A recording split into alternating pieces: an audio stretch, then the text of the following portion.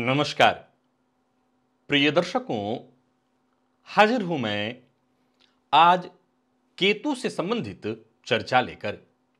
प्रिय दर्शकों, ज्योतिष में केतु को एक अदृश्य और रहस्यमय ग्रह के रूप में देखा गया है। केतु हमारे जीवन में जितने भी अप्रत्याशित अचानक घटने वाली घटनाएं होती हैं, कोई बदलाव है, कोई परिवर्तन है, तो उसी के कारक हैं। क्या आप जानते हैं कि केतु अपने इस परिवर्तनशील स्वभाव के कारण हमेशा हमें परेशानियों में नहीं डालते, वरन कई बार हमें कुछ इस तरह से श्रेष्ठ प्रभाव देते हैं। विशेष करके जब वो किसी भाव या भावपति से संबंध बनाते हैं, तो उस भाव को सक्रिय करके, उस भावपति को सक्रिय करके। प्रिय दर्शकों, केतु की इस असाधारण जो उनकी क्षमता है भाव को, भावपति को जागृत करना, उसका हमारे जीवन में क्या विशेष प्रभाव पड़ता है। हमारे जीवन में जब कोई महत्वपूर्ण घटना घटित होती है, तो उस समय उस भावपति का हमारे जीवन पर क्या प्रभाव पड़ता है, चाहे वो अचानक धन लाभ के रूप में हो, आध्यात्मिक उन्नति के रूप में हो, या किसी अज्ञात भय के रूप में हो। केतु का जो प्रभाव है, रहस्यमय प्रभाव, वो हमारे जीवन में सदैव निर्णायक सिद्ध होता है। कब, कैसे, आज इसी विषय पर हमारी चर्चा है।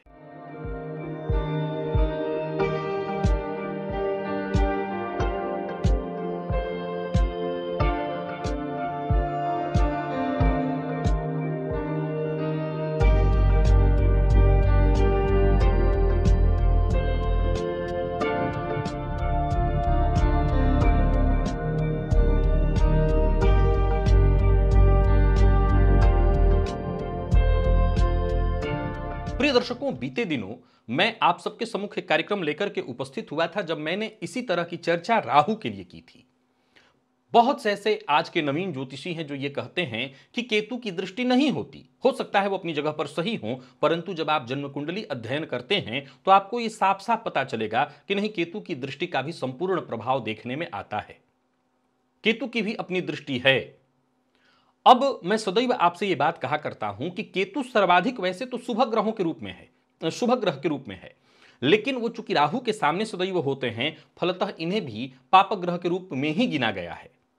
हालांकि जब राहु केतु की दृष्टि की चर्चा होती है तो इनकी दृष्टि गुरुवत मानी गई है, देवगुरु बृहस्पति के समान। प्रिय दर्शकों, जन्म कुंडली में जब केतु किसी भाव में हो और उस भाव के स्वामी का संबंध केतु के साथ हो जाए, बहुत ध्यान से इस सूत्र को सुनिए, बहुत गहराई लिए हुए सूत्र है।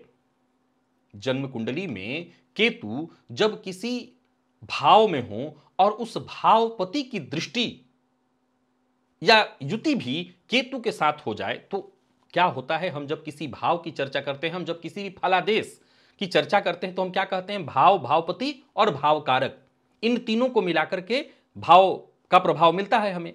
तो जन्म कुंडली में केतु यदि किसी भाव में हो और भावपति की दृष्टि हो अथवा भावपति से उनका संबंध हो, तो ज्योतिष का ये अद्भुत सिद्धांत आप नोट करके रखिए कि भावकारक कमजोर भी हो, भावकारक कमजोर भी हो, तो उस भावकारक की कमी को केतु अपनी दृष्टि या युति के माध्यम से दूर कर देते हैं।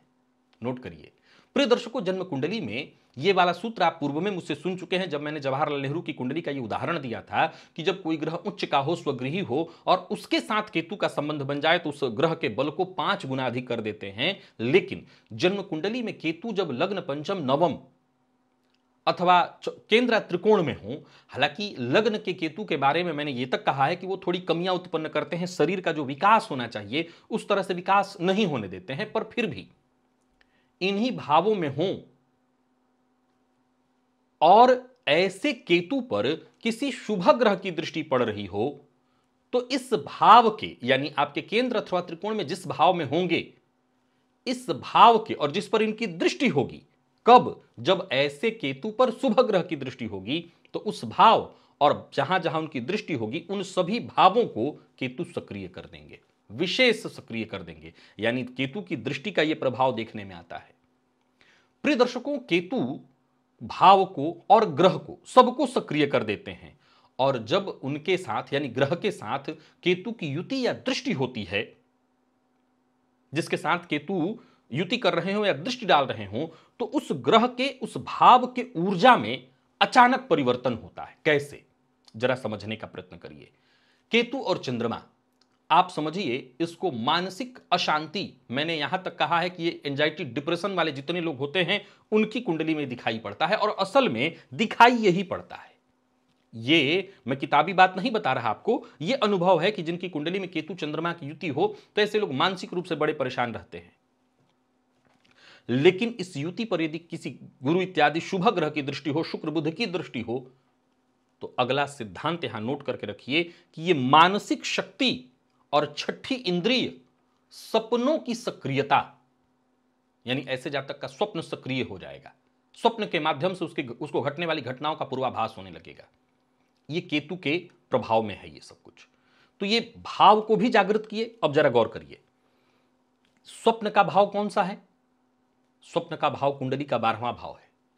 स्वप्न का भाव कुंडली का 12वां भाव है, लेकिन चंद्रमा मन है और केतु 12वें के कारक भी हैं।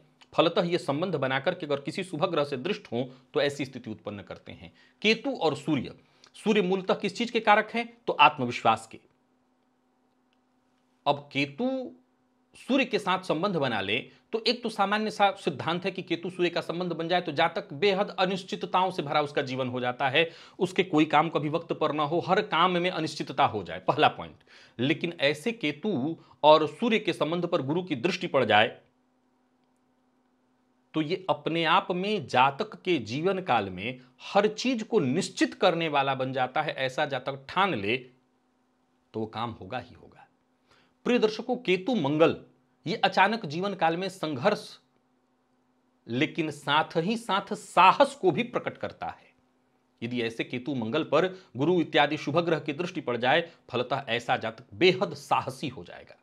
प्रिय दर्शकों, यदि जन्म कुंडली में केतु की दशा चल रही हो और ऐसी केतु की दशा में अंतरदशा किस ग्रह की हो, तो जिस ग्रह के साथ केतु की युति हो, ध्यान से सुनिए कि केतु की दशा चल रही हो और केतु की दशा में उस ग्रह का अंतर हो जिसके साथ केतु की युति हो, और अगर इस युति पर किसी शुभ ग्रह की दृष्टि है जैसे देवगुरु इत्यादि की, तो ये पहले समझिए कि इस दशा में क्या क्या होगा। ये जिस भाव में बैठे हैं उसको प्रबल सक्रिय करेंगे, वो तो होता ही है, जाहिर सी बात है, जिस भाव में ग्रह हो और उसकी दशा होती है तो वो भाव सक्रिय हो जाता है, एक। नंबर 2, वो जिस भाव में होंगे उस भाव से संबंधित जो जो प्रभाव होगा वो सब सक्रिय हो जाएंगे, और तो और उस भाव के कारकत्व से संबंधित जो जो चीजें होंगी वो सब सक्रियता में आ जाएंगी। यदि कुंडली में केतु तीसरे भाव में हो और उनकी दशा में मंगल की अंतर दशा चले, ये उदाहरण से इसको समझ लीजिए एक बार कि मंगल का अंतर चले, तो केतु तीसरे भाव में है और मंगल किस चीज के कारक हैं? तो छोटे भाई बहन के। अब अगर ऐसे केतु पर गुरु इत्यादि की दृष्टि हो और ऐसे केतु तृतीयेश के साथ हो तो ऐसे जातक के छोटे भाई, भाव का प्रभाव तो मिलेगा, मैं उदाहरण से समझा रहा हूं आपको कि मंगल छोटे भाई के कारक है और तीसरा भाव छोटे भाई का है, तो मंगल का अंतर आया है, मंगल का अंतर न भी आए तो अगर केतु तृतीयेश के साथ हो, यहां पर दोनों तरह से आपको समझना है कि केतु तृतीयेश के साथ हो, गुरु की दृष्टि से या शुभ ग्रह की दृष्टि से दृष्ट हो, तो छोटे भाई बहनों से संबंधित शुभ समाचार, उनसे जुड़े मुद्दे अचानक उभर आए जो कि उनके फायदे के लिए हों। मान लीजिए भाई की नौकरी लगने वाली थी, ज्वाइनिंग का कागज ही रुका हुआ था, अब ऐसे आपकी कुंडली में आया, भाई को लाभ मिल गया, तो यह आपको अचानक देखने को मिलेगा। जब केतु किसी गोचर में किसी ग्रह से संबंध बनाता है, किसी भाव से जुड़ता है, जैसे इस समय केतु कन्या राशि में संचरण कर रहे हैं, तो जिनकी कुंडली में कन्या राशि में ही केतु हैं, कन्या राशि में ही केतु हैं, तो वो भाव जिस आपकी कुंडली में, मान लीजिए कन्या लग्न की ही आपकी कुंडली है या आपकी कुंडली के द्वितीय भाव में कन्या राशि बनी हुई है, आपकी कुंडली के लाभ भाव में कन्या राशि बनी हुई है, तो इन भावों को अचानक केतु सक्रिय करेंगे। और अगर ऐसे केतु गुरु इत्यादि से दृष्ट हो तो ये सक्रियता चरम लेवल पर जाएगी। जैसे लग्न में केतु हैं, आपकी कुंडली में लग्न से केतु की दृष्टि का संबंध बन रहा है या केतु है, और गोचर में केतु कन्या राशि में जैसे चल रहे हैं या केतु की दृष्टि जहां जहां पड़ रही है, जो भाव सक्रिय हो रहे हैं उसमें से आपका लग्न आ रहा है, उसमें से आपका लाभ आ रहा है इत्यादि, और गुरु से ऐसे केतु दृष्ट हैं, तो ये सक्रियता बड़ी जबरदस्त होगी, आपको जो धन लाभ होगा वो जबरदस्त होगा। जन्म कुंडली में गुरु और केतु के संबंध की चर्चा तो मैंने पूर्व में भी कई बार की है कि यह युति या दृष्टि जो संबंध है वो मूलतः आध्यात्मिक संबंध है। इसके संबंध के कारण जातक के जीवन काल में योग, धार्मिक उन्नति जो उसकी होनी चाहिए, दार्शनिक उन्नति जो होनी चाहिए वो होती है। और ये युति यदि कुंडली के अष्टम भाव में हो तो जातक को फिर गहरे जो रहस्य हैं, गुप्त रहस्य हैं, अप्रत्याशित जो घटने वाली घटनाएं हैं, उन सब का लाभ जातक को मिलता है। परंतु जन्म कुंडली का अष्टम भाव अप्रत्याशित घटनाओं का है और केतु भी अप्रत्याशित घटनाओं को देने वाले ग्रह हैं। जन्म कुंडली के अष्टम में जब ये केतु जाकर के अष्टमेश से संबंध बनाते हैं, केतु अष्टमेश से संबंध बनाते हैं, तो एक कमाल का सिद्धांत आपको बता रहा हूं, कहीं कागज पर नोट करके रख लीजिएगा। उस अवस्था में जब जब आपके साथ अप्रत्याशित कोई घटना घटित होने वाली होगी जो कि आपको नुकसान पहुंचा सकती है, जिसके चलते आप परेशान हो सकते हैं, तो उसका आपको पहले से ही या तो स्वप्न के माध्यम से, अंग स्फुरण के माध्यम से या किसी और तरह से पता होगा। आकस्मिक घटनाओं का आपको पहले से पता होगा। प्रिय दर्शकों, केतु ध्यान, मोक्ष और पिछले जन्म की घटनाओं को उजागर करने वाले ग्रह हैं। जन्म कुंडली में जब केतु लग्न, पंचम, नवम से संबंध बनाते हैं तो ये धर्म को, भाग्य को, आपके शिक्षा को, सबको सक्रिय कर देते हैं। लेकिन कब? जब गुरु इत्यादि किसी विशेष ग्रह से दृष्ट हो और यह सक्रियता, अब सवाल एक खड़ा हो जाता है, यहां पर कई लोगों के मन में प्रश्न आएगा कि जब गुरु की दृष्टि इन भावों पर होगी तो फिर कैसी सक्रियता, फिर हम केतु को क्यों देखेंगे, वो तो गुरु ही सक्रिय कर देंगे। जवाब है नहीं। एक हो गया गुरु की दृष्टि का एक सामान्य प्रभाव, हालांकि गुरु की दृष्टि का कोई सामान्य प्रभाव नहीं होता। यहां चर्चा है कि उस भाव की सक्रियता अपर लेवल पर होगी, और वो भी मान लीजिए कि किसी भाव का स्वामी ही कमजोर अवस्था में है, भाव का स्वामी ही कमजोर अवस्था में है। यहां पर सक्रियता का बड़ा गहरा रहस्य है। सक्रियता का खाली अर्थ यह मत निकाल लीजिएगा कि केतु है तो सक्रिय, भाई गुरु की दृष्टि से भी वो भाव सक्रिय हो जाएगा, नहीं। उस भाव का भावपति कमजोर हो तो ज्योतिष का सिद्धांत क्या कहता है, उस भाव का फल कमजोर हो जाएगा। लेकिन केतु है और गुरु की दृष्टि से दृष्ट, तो जो भाव कमजोर है वो भाव सक्रिय होगा और उसका पूर्ण लाभ जातक को देखने को मिलेगा।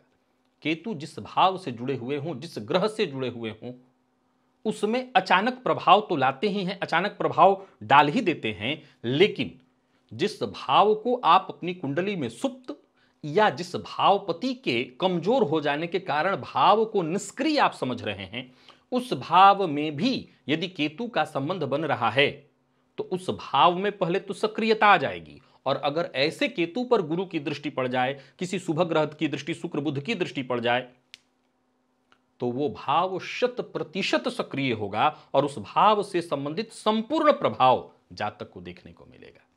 आशा करता हूं कि अगर आपने राहु वाला वीडियो देखा था तो आज केतु वाले वीडियो को भी आप समझ गए होंगे। ये सब चीजें चार्ट पर बताने की अब रह नहीं गई है, क्योंकि आप इतना मेरे कार्यक्रम को देख करके ज्योतिष को समझने लगे हैं कि अब ये चीजें आपको आसानी से समझ में आ जाएंगी। आज के लिए बस इतना ही, इजाजत दीजिए, पुनः मुलाकात होगी। तब तक के लिए नमस्कार।